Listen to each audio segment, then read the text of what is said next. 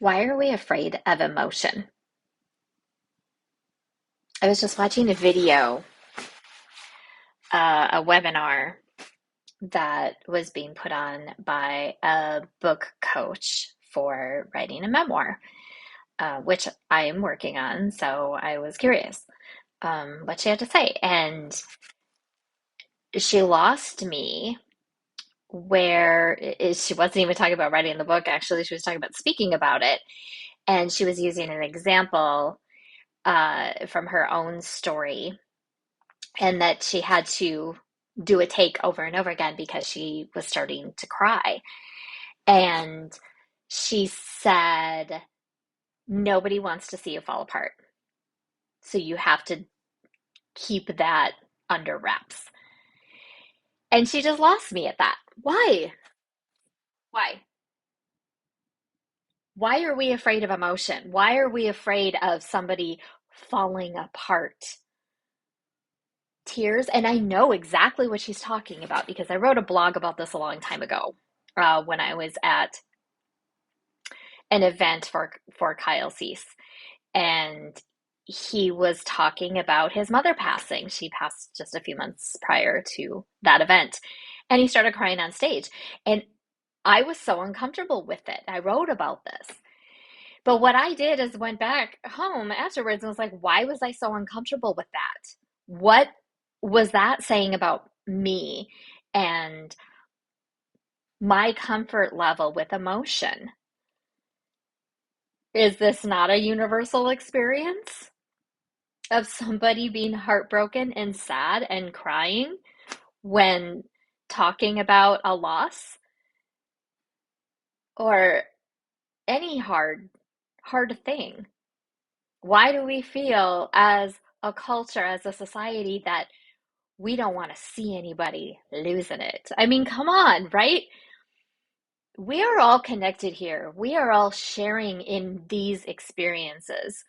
There is nothing wrong with anybody breaking down at any point in any situation. I don't think. I mean, yes, there's emotional management, sure. Emotion is incredibly important because emotion is how we connect with others. Emotion is a part of our truth, and it can come from a really deep place. And by hiding that emotion, and not allowing our authenticity through, not allowing our heart-based truth to come through, we are we're saying that we're not okay in some way. What I'm feeling right now as I'm talking about this is not okay. So quick, stop the camera. Let me try this again without crying this time. Why? You're trying to connect with your audience. If you're discussing your child getting diagnosed with stage 4 lymphoma, that's a reason to cry. There's nothing wrong with that. And I'm going to connect with that as a mother, thinking of my daughter if she were diagnosed with something like that. There's that connection. There's nothing wrong with that.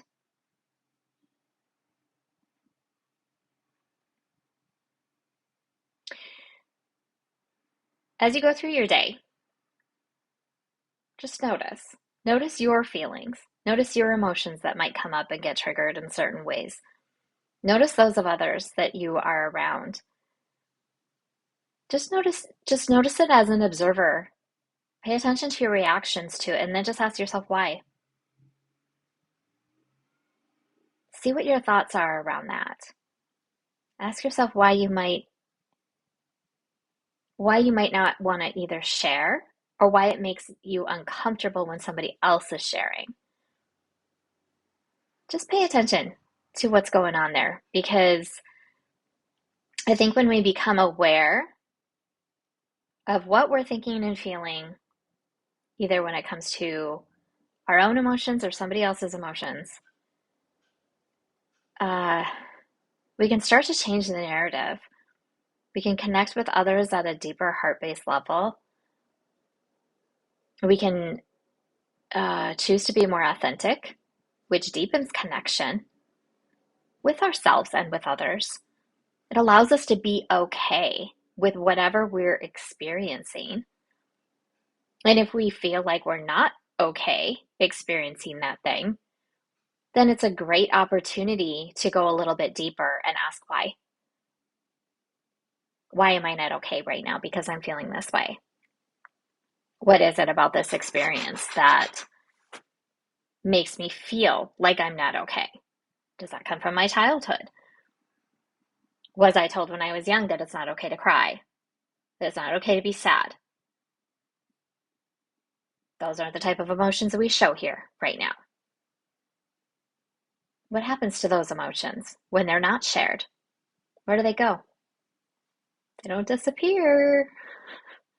They get stuck in here. It happens enough. We got all sorts of emotional baggage that has not been released because of all the times that we were told that it's not okay to show that emotion.